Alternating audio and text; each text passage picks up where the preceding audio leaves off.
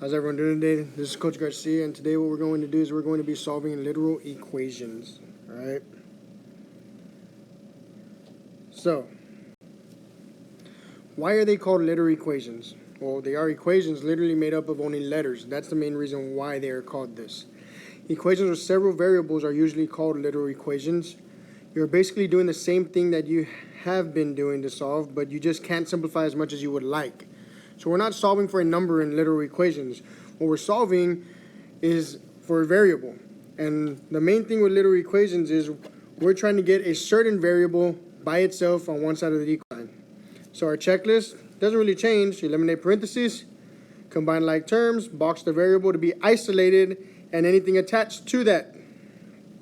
Operate the opposite operation on anything that is not attached to the variable, anything that is outside the box.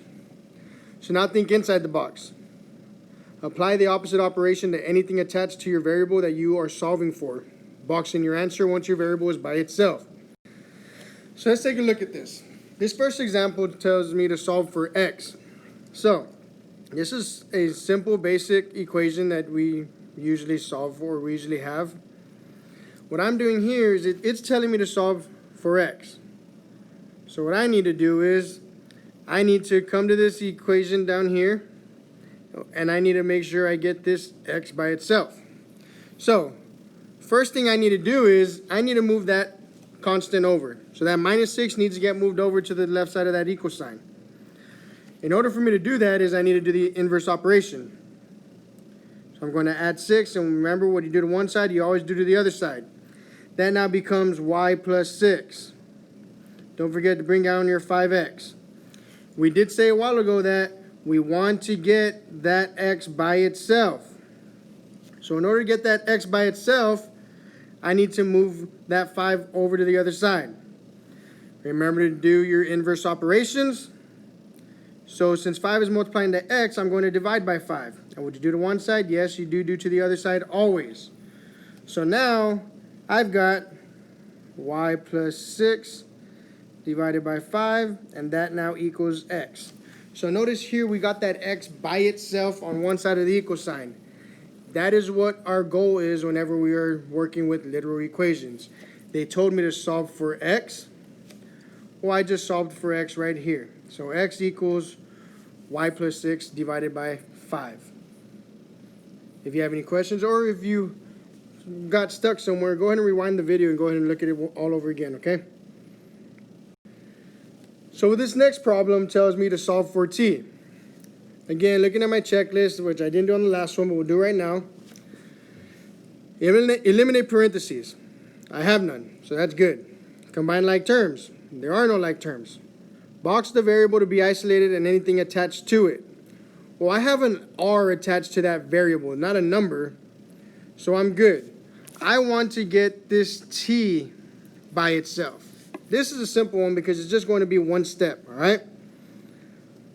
Operate the opposite operation on anything that is not attached to the variable, anything that is outside the box. So the opposite operation that is outside the box, that r is outside the box. And we know when we got that r connected to that t, we're multiplying. So what I need to do to move that r over is simply just divide by r. And guess what? What you do to one side, you do to the other side. So now I've got p over r equals t. Now the next checklist, or now the next box tells me to think inside the box, apply the opposite operation to anything attached to your variable that you are solving. Well, there is nothing else attached to it, so we're good. Got it? Box in your answer once your variable is by itself. And in this case, our variable is by itself. So my answer is going to be p over r equals t. However, we do know we can change it, so we want to put t in the beginning. T equals p divided by r. And that is your answer right there. Again, literal equations, we're literally working with just variables. They told me to solve for t. Solving for t means to get t by itself. And that's what we did here. Again, please do me a favor and go back and solve this problem all over again, or go over it one more time if you're still struggling. This next equation tells me to solve for w. If I look at my equation, it says P equals 2 times L plus W. My first step tells me to eliminate any parentheses. The way I'm going to eliminate this parentheses is by actually getting rid of that 2 first, okay? I know that this 2 outside the parentheses means I'm multiplying. And if I wanted, I could distribute in there, but the easiest thing for me to do right here is to just get rid of that 2 first and move it over. So the way I'm going to do that is I'm going to divide by 2.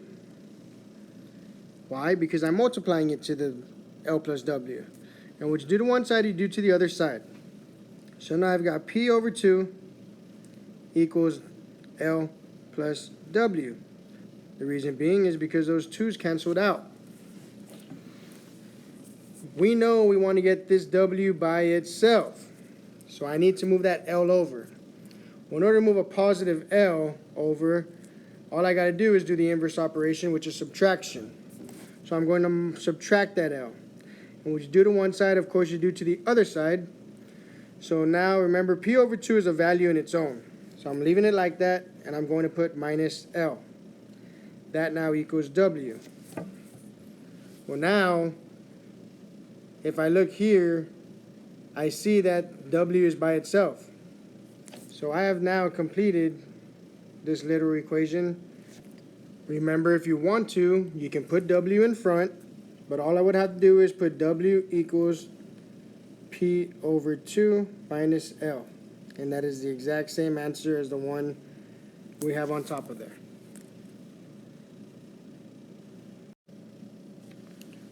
So let's take a look at example number 4 here. I'm being told to solve for y. Now remember, solving for y tells me I want to get y by itself. I have no parentheses, no common, no like terms to combine or anything like that. I want to box the variable to be isolated and anything attached to it. Well, I want to isolate this first. So in order to do that, I need to get rid of that 3. So I'm going to operate the opposite operation on anything that is not attached to the variable, which is anything that is outside the box right now. Well, that 3 is outside the box right now. So what I'm going to do with that 3 is I'm going to multiply it, because the opposite operation of dividing by 3 is multiplying by 3. Remember, what you do to one side, you do to the other side, of course. So now I've got these 3's cancel out, and I'm going to bring my x plus y down. That is going to equal to 5 times 3, which is 15. Next thing tells me, now think inside the box. Apply the opposite operation to anything attached to your variable that you are solving for. Well, now I want to get this y by itself, don't I? If I'm going to get that y by itself, I need to move this x over. Well, it's simple. That's a positive x, so I'm going to do minus x to both sides to get rid of it and to move it over. These x's will cancel out, and I'm going to bring down my y. Y is now going to equal 15 minus x. Now I notice that my y is by itself, so I've completed this literal equation. Y equals 15 minus x.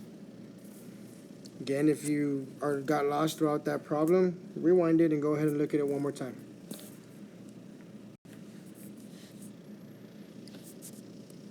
Right here in example number 5, we got a few more steps to do. So I need to solve for y.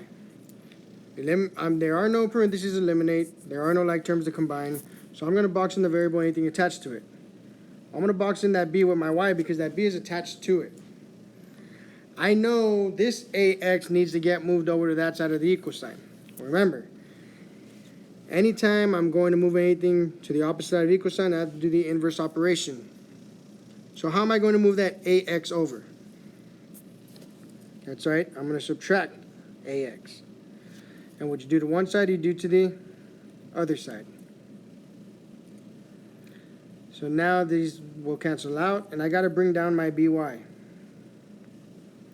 That now is going to equal c minus ax. So if I look here, once again, I want to get this y by itself. So I'm going to box it in. And anything that is not in my box, I need to move over. How am I going to move that b to the other side of the equal sign now? That's correct. I'm going to divide by b. because the inverse operation of multiplication is division. So I'm going to divide by b, and I know what I do to one side, I got to do to the other side no matter what.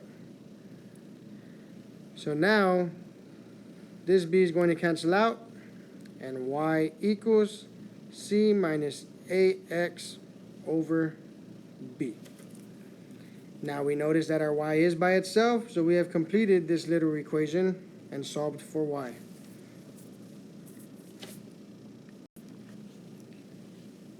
Let's take a look at this problem right here. This one may look very simple, but there are a couple steps that we're going to add to this one. I want to solve for I. So as I look at this problem, it says R equals E over I. And we say, well, we're dividing. So if I want to get rid of that E, because we want to get that I by itself, I've got to multiply by E. But that's not necessarily how this works in this situation, because I'm actually dividing by I. I'm not dividing by the E. So I'm going to add one step, and what I need to do is I need to move this I before I can solve for that I. So if I'm dividing by I, to move that I over, I'm going to multiply it. Just bear with me. You might be saying, well, you're not supposed to do that, but in this case, you're going to see that it's going to work out. So if I divided by I on one side, I got to do it to the other side. This I will cancel out, and now I've got I times R equals E. So now, hey, I need to get this I by itself. So I'm going to move that R over. Again, I times R, the opposite of multiplication is division. So I'm going to divide by R. And what I do to one side, I do to the other side. So these R's will cancel out. Bring my I down. I bring my equal sign down. And I bring down E divided by R.